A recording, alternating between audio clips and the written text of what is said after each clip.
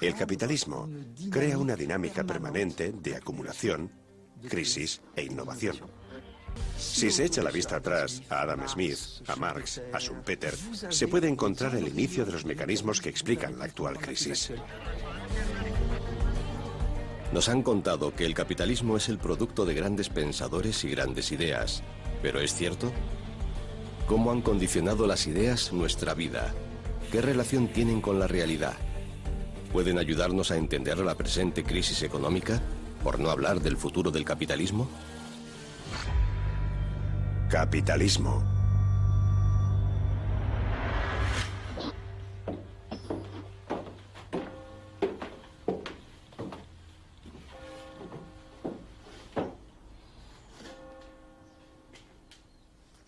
Adam Smith se mudó a esta casa en 1778, 2 años después de la publicación de La riqueza de las naciones.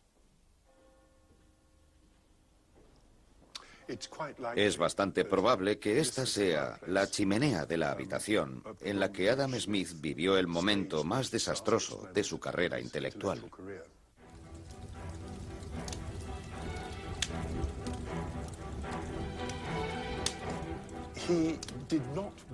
No quería que ninguno de sus manuscritos inacabados sobreviviera a su muerte y dejó escrito en su testamento que sus 2 albaceas testamentarios quemaran los papeles cuando muriera.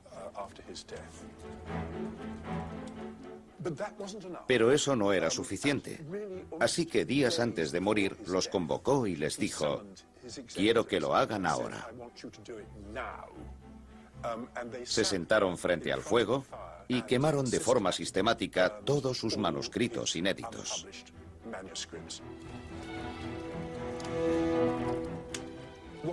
Las que sobrevivieron fueron 2 obras muy refinadas: su gran Teoría de los Sentimientos Morales y su obra todavía mayor, La riqueza de las naciones. La riqueza de las naciones, que sobrevivió al fuego, se ha presentado a lo largo de los siglos como el libro fundacional del sistema de libre mercado. Muchas de las notas de Adam Smith se destruyeron en el fuego, lo que solo nos deja el libro y las interpretaciones que de él han hecho aquellos que lo han usado para promover la estrecha visión del mercado como una ciencia. La riqueza de las naciones. ¿El nuevo evangelio? La historia de La riqueza de las naciones como libro es, de hecho, bastante interesante.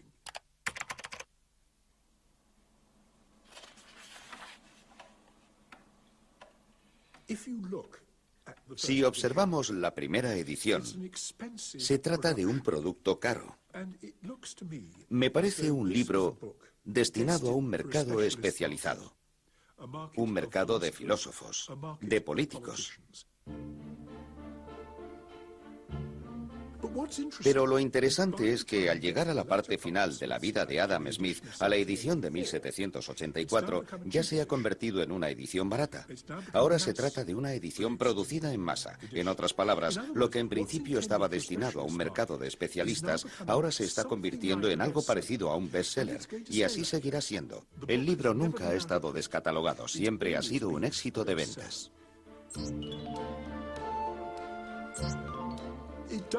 La pregunta es, ¿qué hace que un libro pensado para especialistas se convierta en un éxito de ventas?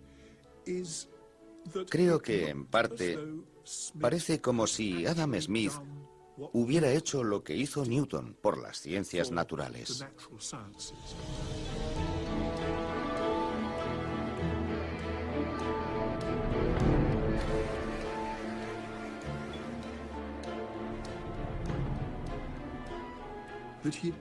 Realmente descubrió un principio, una ley del movimiento.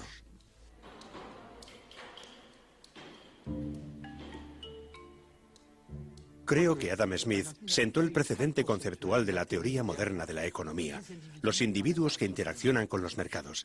Pero no creó el modelo, no lo cuantificó. Para él se trataba de una visión de la economía de mercado.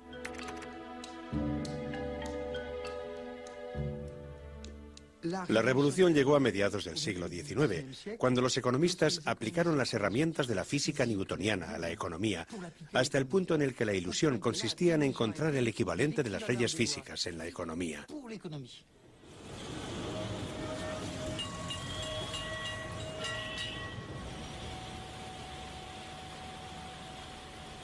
Resulta difícil imaginar que esta primitiva fundición de Calcuta en la India tenga algo que ver con la riqueza de las naciones. Pero aquí, el trabajo sigue el primer principio del libro de Adam Smith, la división del trabajo, un principio que después de su muerte se ha elevado a ley científica. Una de las características de las sociedades que conocemos es el intenso grado de especialización que tiene lugar. Desde los empleos más especializados y complicados hasta los más sencillos.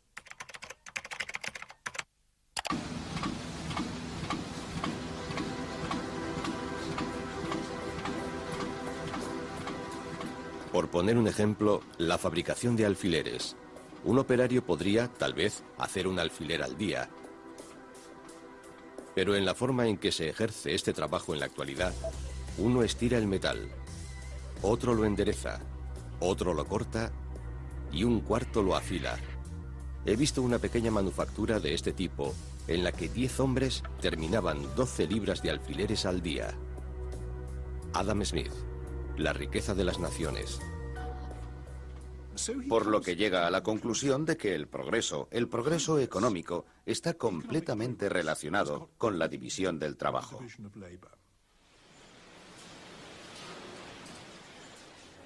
No es de extrañar que la división del trabajo haya sido considerada como el equivalente de una de las leyes de Newton. Después de todo, ha sido el motor de la creación de riqueza usado para manufacturar casi cualquier producto conocido, desde un sofisticado iPad a un sencillo lápiz. Para los seguidores de Adam Smith, la división del trabajo se ha convertido en el pilar fundamental de la economía de libre mercado. To enable millions of people to cooperate peacefully together, we need to understand how it is that a free market works. I know no better way to bring this out than by a very simple example called I the Pencil. This is the only prop I have for this TV show. As you can see, it's a plain yellow pencil. There's nobody in the world who knows how to make a pencil. Now that seems like a silly thing to say, isn't it? This is just the most obvious thing. It's only a piece of wood with something black in the middle and a little red tip at the end. What do you mean nobody knows how to make a pencil? Well, suppose you were to start to set out to make a pencil.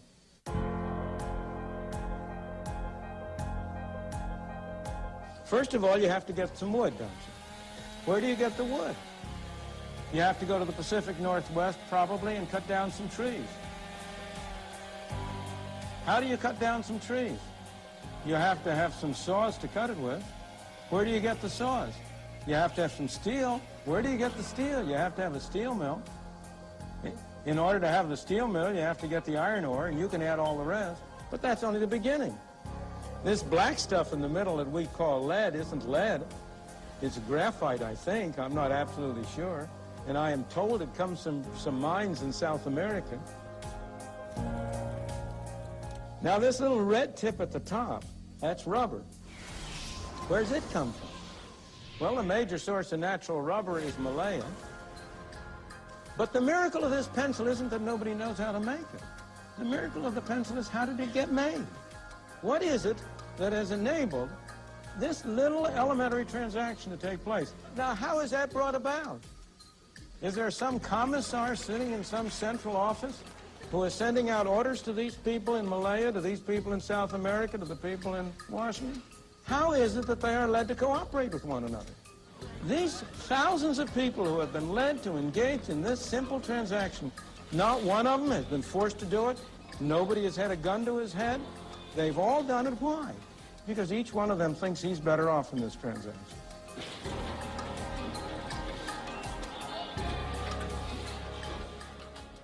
La palabra libertad desempeña un papel fundamental en la expansión del liberalismo, ya que la idea intuitiva es ¿por qué se habría de despojar a una persona del derecho a formar parte del mercado?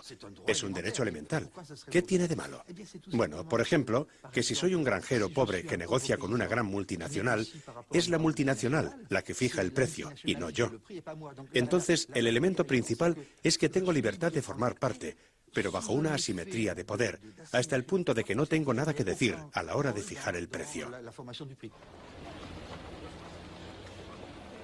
Fábrica de iPads en Shenzhen, China. Una línea de ensamblaje para piezas que vienen de todo el mundo. La versión global del siglo XXI de la manufactura de alfileres de Adam Smith.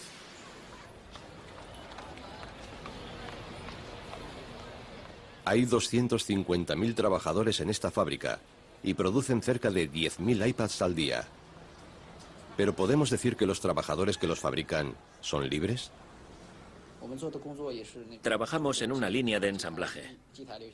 Es lo que hacemos. Es algo muy mecánico. Tenemos que probar los aparatos. Es un trabajo muy aburrido.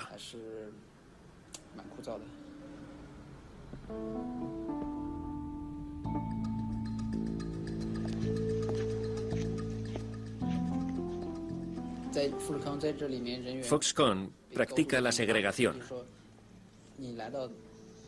La gente de la misma región puede trabajar en el mismo lugar, pero no podemos vivir juntos. En la ciudad, las personas están separadas las unas de las otras. Hay un dicho que describe este sentimiento. Un niño que abandona a su familia se queda solo como la paja. Así que este es el dilema moral en el corazón de la riqueza de las naciones. La lógica económica de la división del trabajo contra el coste humano para conseguirla. ¿Pero no era Adam Smith consciente de este dilema? Apenas se lee a Adam Smith. La gente lo adora, pero no lo lee. Todos los que han ido a la universidad conocen el primer párrafo de La riqueza de las naciones. Los grandes adelantos de los principios productivos del trabajo y la destreza, pericia y acierto con que éste se aplica y dirige en la sociedad, no parecen efectos de otra causa que de la división del trabajo mismo. Adam Smith, La riqueza de las naciones. No demasiada gente ha llegado a la página, no sé, 400 y pico, en la que apunta que la división del trabajo es algo monstruoso.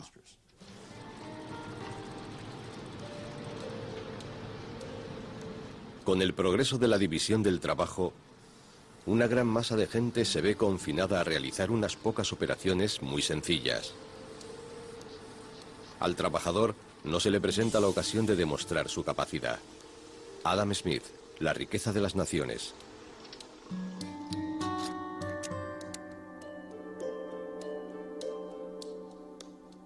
Convierte a la gente en las criaturas más estúpidas e ignorantes que una persona pueda llegar a ser. La persona se convierte simplemente en una máquina.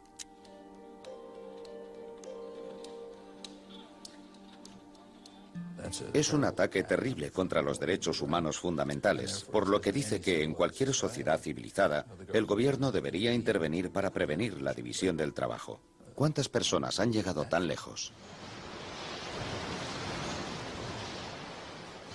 La revolución industrial se fundamentó en la creación del sistema de fábricas, con maquinaria a gran escala y, por supuesto, con un proceso de trabajo. Un proceso de trabajo muy diferente al que realizaban los artesanos que hacían armarios, por ejemplo. La maquinaria y la tecnología dominantes en ese momento eran completamente diferentes. La máquina controla al trabajador, en lugar de ser el trabajador quien controla a la herramienta, que es lo que se da en la producción artesanal. Por lo que las relaciones sociales cambian. El trabajador de una fábrica tiene unas relaciones sociales completamente diferentes con los demás trabajadores, con las herramientas y con la naturaleza que las que tiene el artesano que hace armarios en su taller, por seguir con el ejemplo. Durante siglos, los economistas y los políticos han ignorado que Adam Smith reconocía el dilema moral que se encuentra en el centro de la división del trabajo. El interés propio, su segundo principio más citado, ha sufrido un destino similar.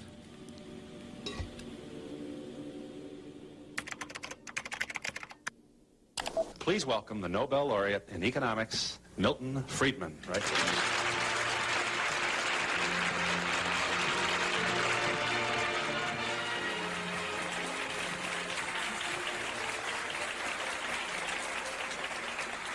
Let's share with the people at home just one of the statements of Adam Smith that you refer to in your book, which, of course, when I want it, I'm not going to be able to... oh, it's on page 2. All right, thank you. By pursuing his own interest, that is to say, his meaning the person engaged in free enterprise, Adam Smith says, he frequently promotes that of the society more effectively than when he really intends to promote it.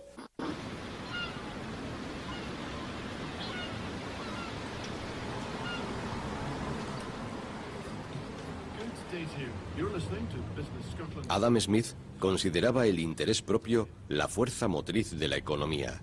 ¿Pero sabemos a qué se refería realmente con eso?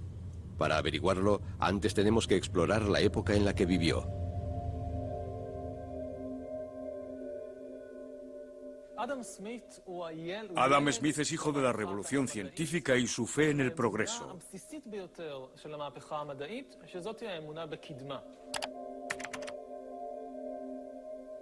La historia siempre se ha percibido como algo congelado e incluso en descomposición.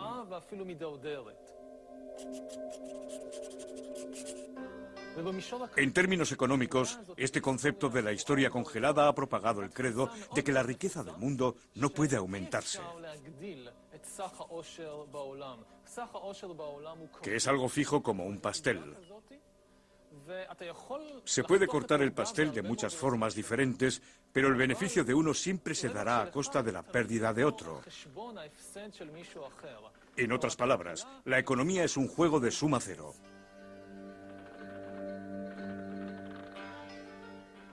Adam Smith dice que la economía es una situación en la que todos ganan. Todos pueden obtener ganancias. El progreso en términos económicos significa la fe en la capacidad de aumentar tanto la producción como la riqueza del mundo, lo que significa que la economía no es un juego de suma cero.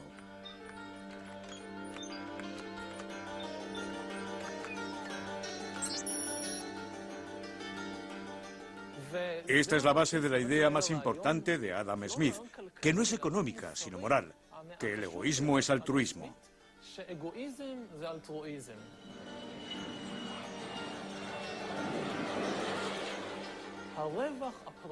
Mi propio beneficio es algo que no es solo positivo para mí, sino que lo es para todos. Aumenta el pastel de la riqueza global, lo que permite que más gente disfrute de ella. El rico comprará a otras personas, y así es como éstas se enriquecerán o abrirán nuevas fábricas y talleres que darán trabajo a más personas.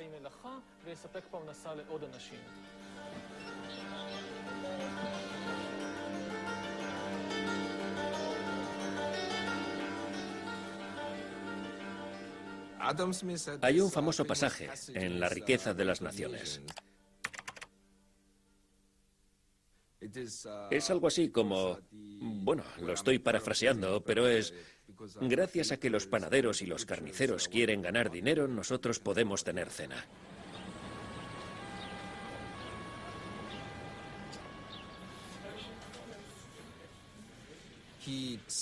Empezó todo ese mito del individuo egoísta, de que el egoísmo es la motivación humana predominante y casi exclusiva.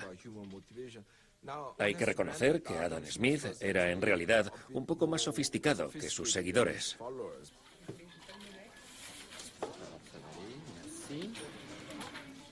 Él sí comprendió que los humanos son más complejos. Pensaba que se podían separar las cosas. Pero en el campo de la economía, el egoísmo es básicamente la motivación exclusiva. Ya saben que Adam Smith escribió La riqueza de las naciones. Conocen el interés propio. La avaricia es buena, la mano invisible y la libertad de empresa, el libre mercado y todo lo demás. Es el padre del capitalismo. Pero resulta que hay otro Adam Smith. ¿Cuánta gente ha leído la teoría de los sentimientos morales? De acuerdo con Adam Smith, de algún modo se trataba de su libro importante, de su obra magna, mientras que La riqueza de las naciones pagaba las facturas. Nunca imaginó que el capitalismo que describió en La riqueza de las naciones podría llegar a triunfar sin el apoyo moral de lo que él llama sentimientos y que nosotros llamaríamos virtudes. Sin las virtudes de la sociedad y las virtudes de los individuos que crearían la base de un capitalismo sano. Lo único que podemos hacer es mirar aquí y ver que La riqueza de las naciones y la teoría de los sentimientos morales, Adam Smith I y Adam Smith II, han sido desconectados. When you see around the globe the maldistribution of wealth, the desperate plight of millions of people in underdeveloped countries, when you see so few haves and so many have-nots, when you see the greed and the concentration of power within, did you ever have a moment of doubt about capitalism? Tell me, is there some society you know that doesn't run on greed? You think Russia doesn't run on greed? You think China doesn't run on greed? What is greed? Of course, none of us are greedy. It's only the other fellow who's greedy. The world runs on individuals pursuing their separate interests. We'll be back in just a moment.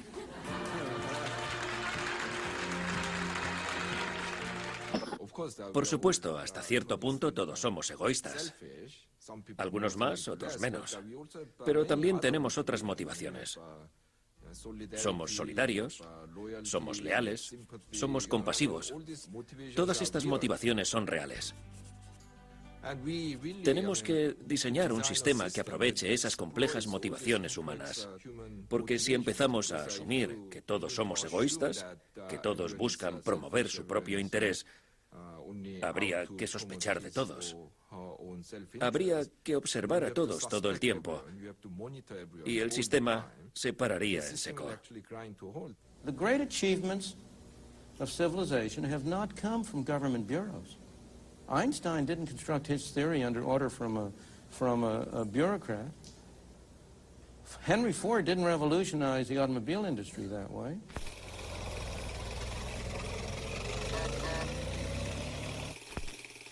Henry Ford es un ejemplo perfecto de que el interés propio es mucho más complejo que la codicia o el individualismo.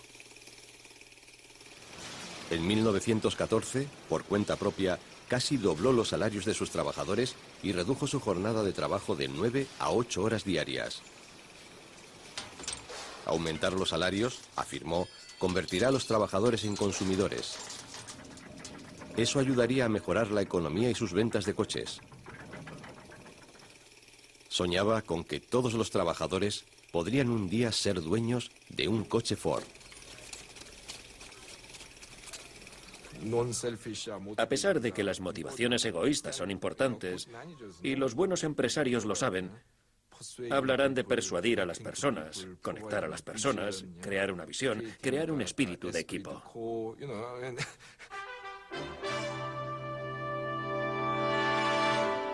Tonight we focus on an apple. Apple the computer, not the fruit. It is Jobs that provides the main inspiration and philosophical direction for Apple.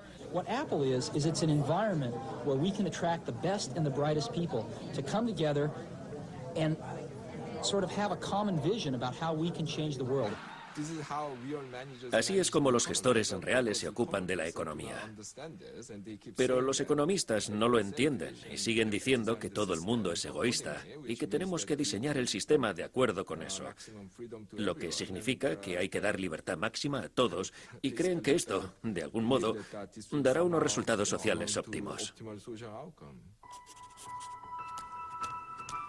¿Cómo se ha transformado el sutil concepto de Adam Smith del interés propio a lo largo de más de 200 años en un sistema económico global regido por la avaricia? Todo empieza con la separación del Adam Smith I del Adam Smith II. Y con la transformación de la riqueza de las naciones en ciencia.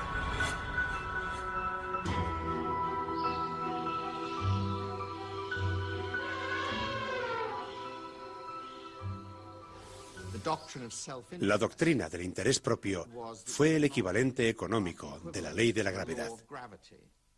Aseguraba el equilibrio.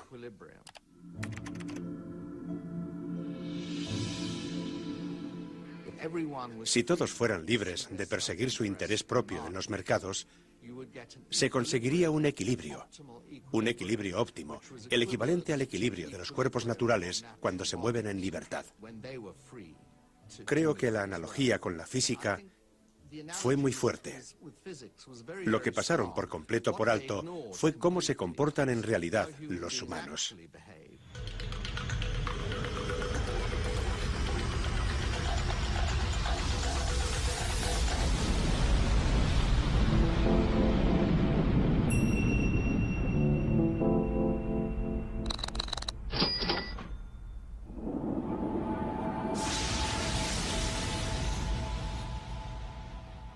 La sociología y la filosofía han sido muy conscientes de que una gran parte de nuestro comportamiento es algo que los economistas llamarían irracional. Pero no creo que esa sea la forma de describirlo. Yo creo que es humano. University of Michigan Television presents an interview with Ayn Rand, noted American novelist, author of The Fountainhead and Atlas Shrugged, and philosopher spokesman for America's New Intellectuals. El interés propio se sacralizó en el siglo XIX como si fuera una ley física. En la primera parte del siglo XX evolucionó en los Estados Unidos hacia una filosofía moral. I'm challenging the moral code of altruism, the precept that man's moral duty is to live for others, that in fact makes man a sacrificial animal. I say that man is entitled to his own happiness and that he must achieve it himself. Now, what can be more important than happiness? But happiness does not mean simply momentary pleasures or any kind of mindless self-indulgence. Happiness means a profound, guiltless, rational feeling of self-esteem and of pride in one's own achievement. Join me in welcoming Paul Ryan.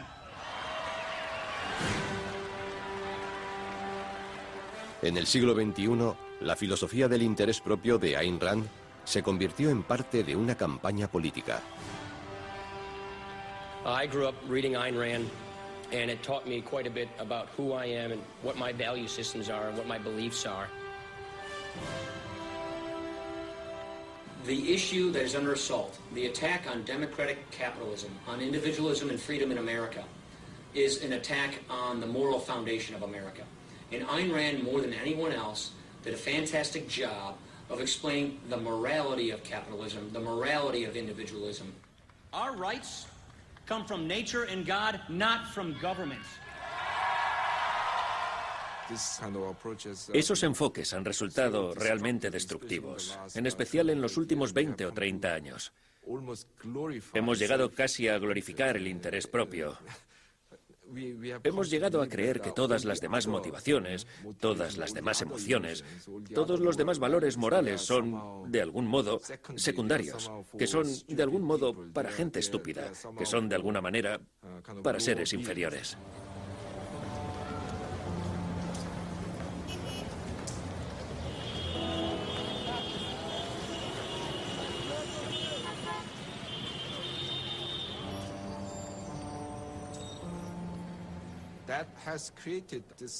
Esto ha creado un sistema en el que se espera que la gente pase por alto el marco social completo. Se le anima a buscar su propio interés. Y en la actualidad estamos sufriendo las consecuencias. Hay dos palabras que a lo largo de los siglos han inmortalizado a Adam Smith y a la riqueza de las naciones. Se han convertido en la clave de las actividades económicas globales, transformando el interés propio en un mecanismo mágico, el motor de un sistema económico global.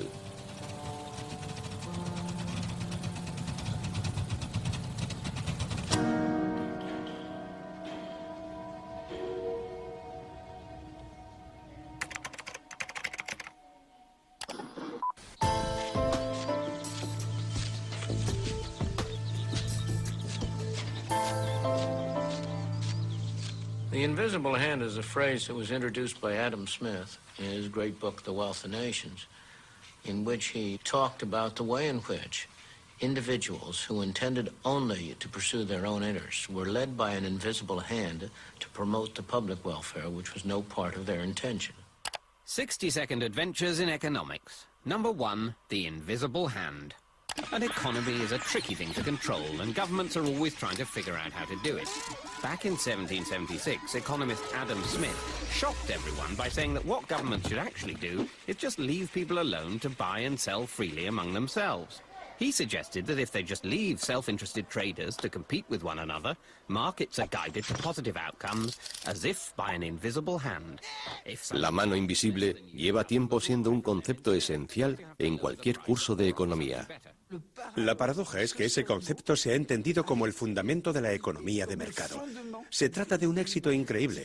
Hay decenas de miles de palabras en la obra de Adam Smith, pero la mano invisible solo aparece una vez.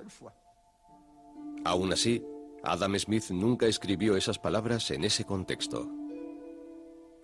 Adam Smith estaba preocupado porque si hubiera libertad de movimiento de capital y libre importación de bienes, afirmaba que Inglaterra iba a sufrir, ya que los capitalistas británicos invertirían en el extranjero e importarían desde el extranjero y dañarían así la economía inglesa. Y Adam Smith les dio un argumento, no muy bueno, pero que venía a decir que los inversores ingleses preferirían invertir en Inglaterra debido a lo que algunos llaman el sesgo nacional. Tendrían preferencia por invertir en lo cercano y, por lo tanto, como guiados por una mano invisible, Inglaterra se salvaría de la amenaza del libre movimiento de capital y de las importaciones libres. Esa es la mano invisible. ¿Qué tiene eso que ver con el moderno entusiasmo por el libre flujo de capital y con las empresas estadounidenses que invierten en China para que puedan traer de vuelta objetos baratos a base de explotar a los trabajadores chinos? Eso no es Adam Smith.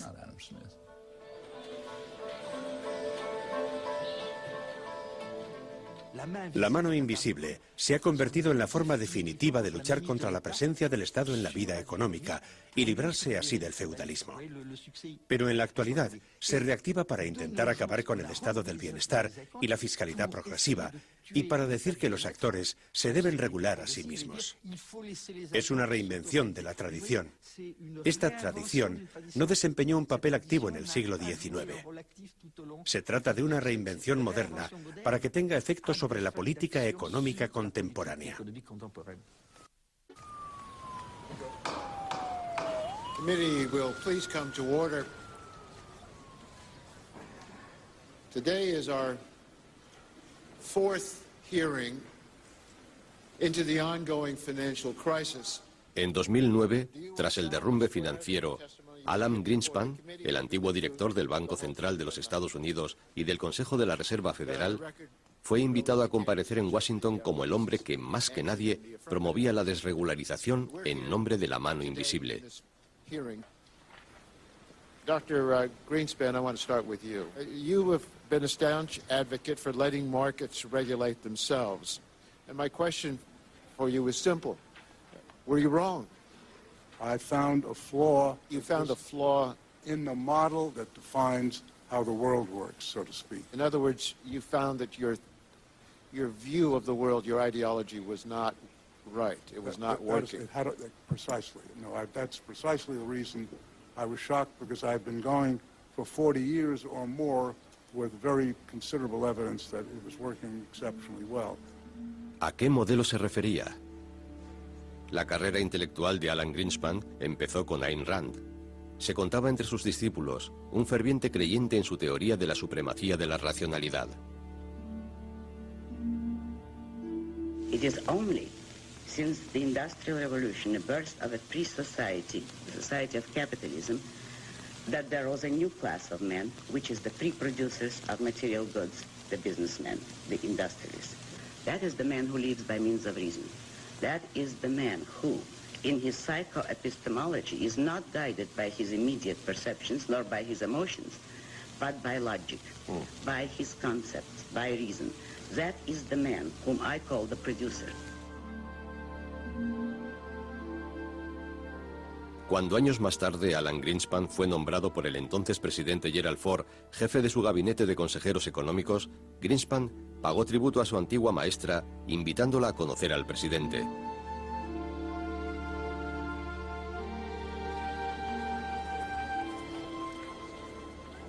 Tres años antes de la debacle financiera, Alan Greenspan visitó Kirkcaldy, el lugar de nacimiento de Adam Smith, para conmemorar al gran pensador.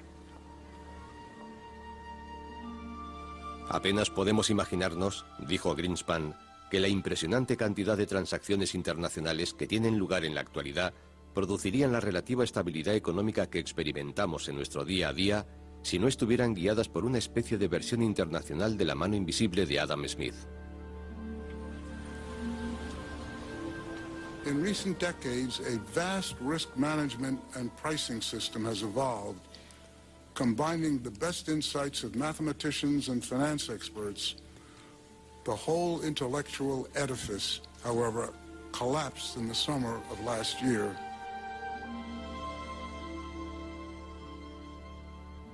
Y así, con palabras mágicas y místicas, como mano invisible, palabras sacadas de contexto, se creó la estructura intelectual del libre mercado.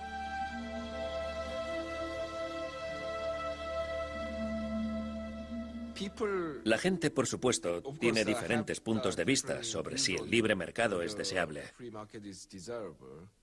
Algunas personas creen que habría que dejar que el mercado sea libre.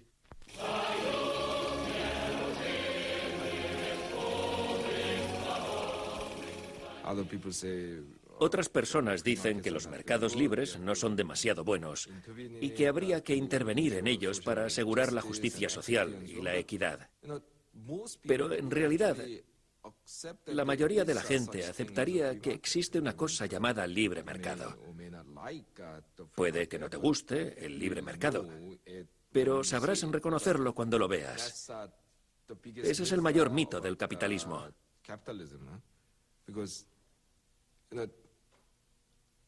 Mi pregunta es, ¿a qué nos referimos en realidad con libre mercado? Para ilustrarlo, yo utilizaría el ejemplo del trabajo infantil.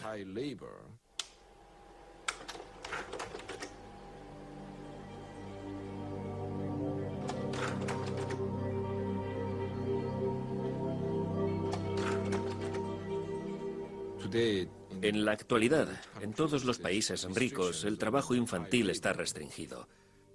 Pero hubo una época en que se trataba de algo muy extendido.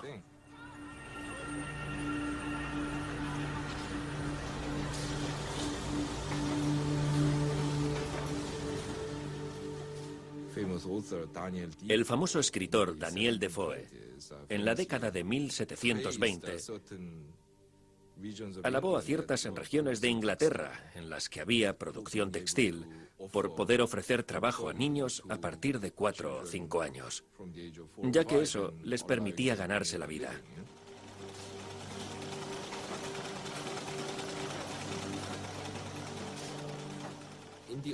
A principios del siglo XIX, un grupo de reformistas sociales llevó a cabo en el Parlamento británico el primer intento serio de regular de forma oficial el trabajo infantil. Incluso entonces mucha gente se opuso a esta regulación, ya que decían que lo que intentaba hacer era debilitar el principio mismo del libre mercado, es decir, la libertad para contratar. Decían, los niños quieren trabajar y esa gente les quiere dar trabajo. ¿Dónde está el problema? En la actualidad, mucha gente encontraría absurdo este argumento, ya que está aceptado que hay ciertos contratos que la sociedad debería ignorar en interés del bienestar general. El ejemplo del trabajo infantil ilustra muy bien cómo los mercados son, esencialmente, una idea, una teoría política.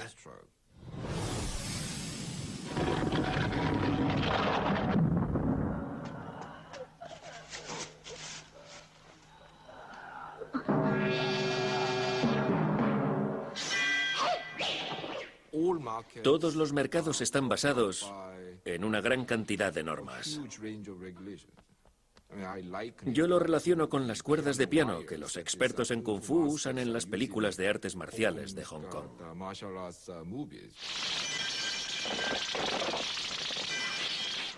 Los mercados son así.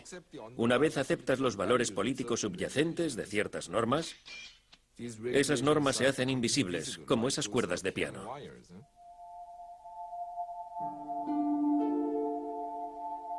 ¿Recordamos la esclavitud? Se trataba de un auténtico libre mercado, sin las cuerdas de piano, en el que la única idea eran las ganancias y las pérdidas. Un mercado que una vez fue aceptado de forma extendida como la norma.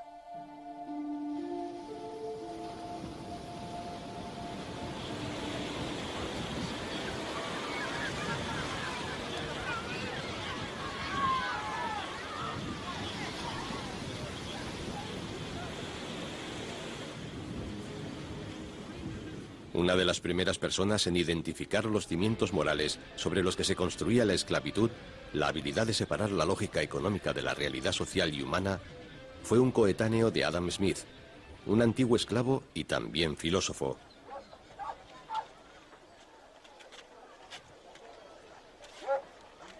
Está enterrado aquí, en Shama, Ghana, a la sombra de una antigua fortaleza de esclavos. Nos hemos reunido alrededor de esta tumba para agradecer a Dios por habernos dado a este maravilloso filósofo.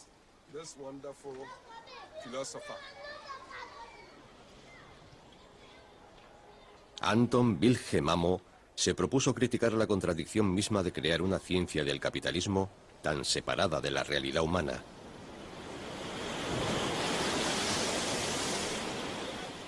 El viaje de Amo empezó, como el de tantos otros antes que él, en un barco de esclavos saliendo de África. Entre los esclavos que llegaron, entre la gente que era transformada en mercancía, había gente que venía de alguna de las cortes.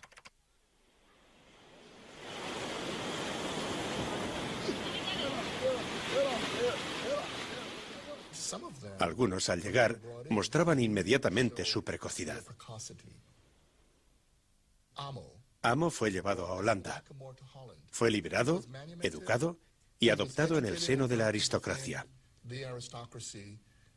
Recibió educación hasta el punto de lograr 2 doctorados, uno en Derecho y otro en Filosofía, y enseñó dentro del sistema universitario alemán.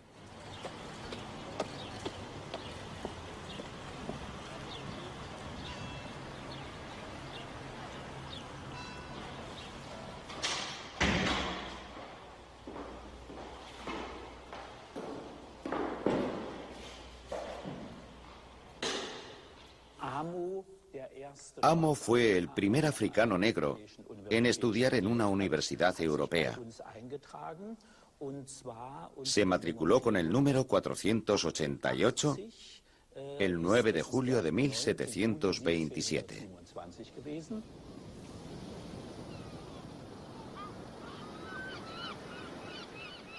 Amo fue llevado de niño a Europa por la Compañía de las Indias Orientales y fue entregado como regalo a un duque alemán. El duque lo liberó y le proporcionó formación.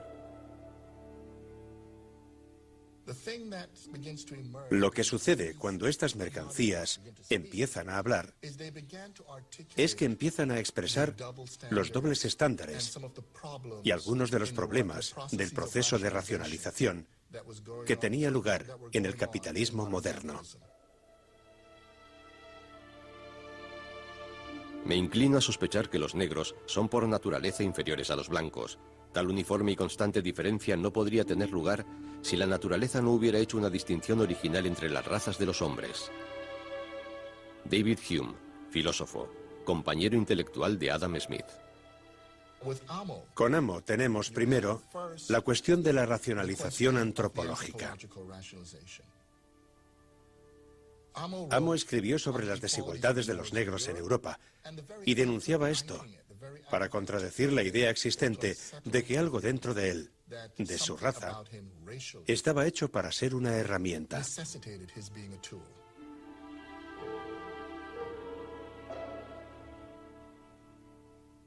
Como sabemos, René Descartes, el famoso filósofo francés, describió la realidad como algo dual, dividido en mente y cuerpo. Amo básicamente decía que si la mente estuviera realmente separada del cuerpo, la mente no podría sentir nada.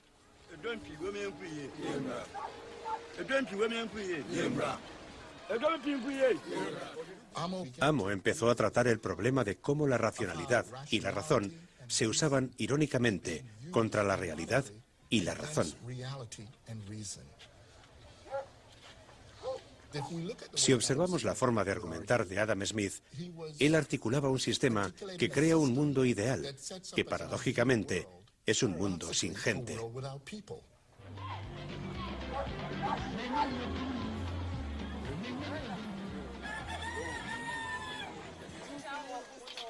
La gente tiende a querer ser libre. La gente tiende a tener valores. La gente tiende a no ser del todo predecible.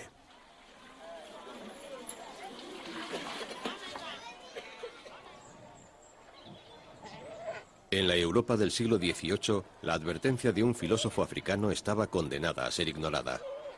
Amo tuvo que abandonar Europa y murió aquí, en Shama. Mientras que La riqueza de las naciones es la pionera de la economía moderna, los libros de Amo fueron quemados y toda su obra ha quedado en el olvido.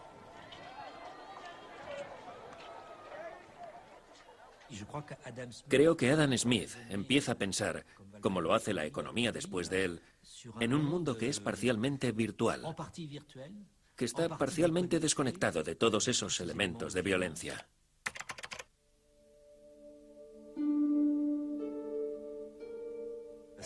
Es cierto que en el fondo de su tesis no se aprecia ninguna consideración por la violencia occidental que se había ejercido en los 3 siglos anteriores.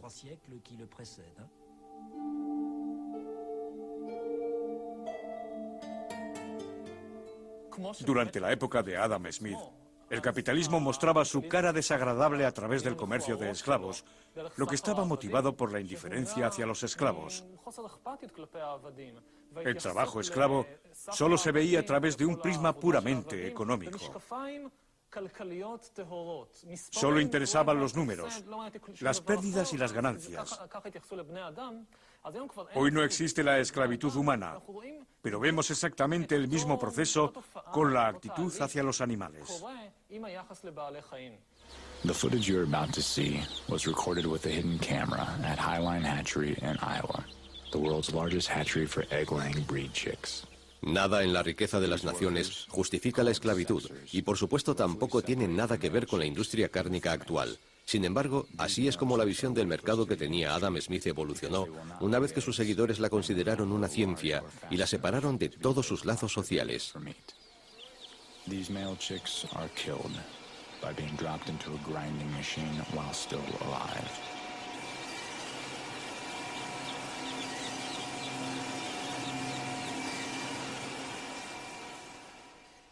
En la industria cárnica o en la de los huevos o en la láctea, la gente se pone una venda. Todo está formado por números. Todo es pérdida o ganancia. Stock, porcentaje, oferta y demanda. Pero nos olvidamos de que estamos tratando con seres vivos. Here a worker uses a hot cautery device to painfully burn off the cat's horns. A common dairy industry practice known as disbudding. No anesthesia was used to reduce the calf's pain during this harsh and invasive mutilation. Nadie repara en ello. Ninguno de los que abren la nevera para sacar la leche que van a echar en el café piensa en cómo se ha producido la leche. No hay odio.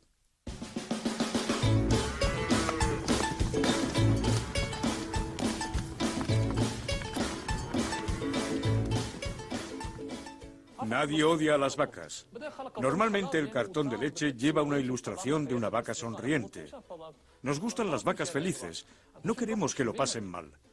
Simplemente no pensamos en ellas. Y lo que nos permite no pensar en ellas es la forma en que la economía capitalista está estructurada. El mundo creado a partir de la visión de Adam Smith. Un mundo en el que solo existen ganancias y pérdidas, oferta y demanda, y números separados de todas las preguntas y criterios sobre la moralidad o la religión.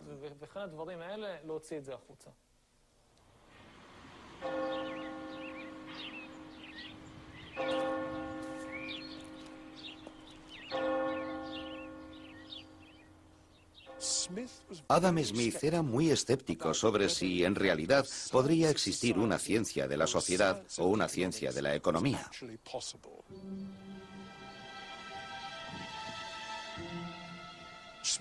Adam Smith habla siempre con cautela sobre cómo se debería implementar el libre mercado.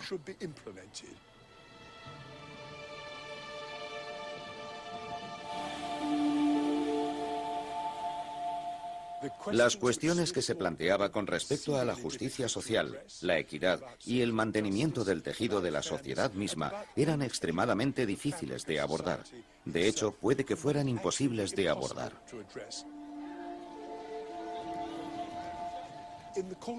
Con el discurrir de la historia, hemos perdido todo ese pensamiento sobre las dimensiones políticas y éticas del progreso en favor de una mera economía de mercado.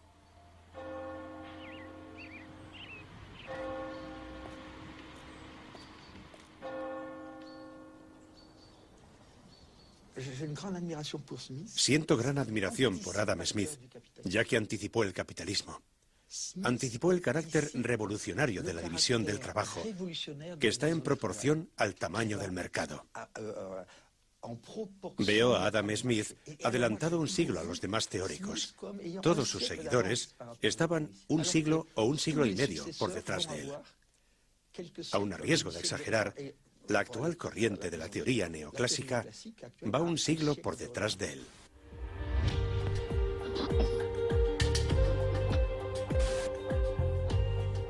Entonces, ¿cómo y por qué, durante el intento de convertir la riqueza de las naciones en realidad, se perdieron las preocupaciones éticas y políticas de Adam Smith? La avaricia ganó y las sociedades se reestructuraron siguiendo la lógica del mercado.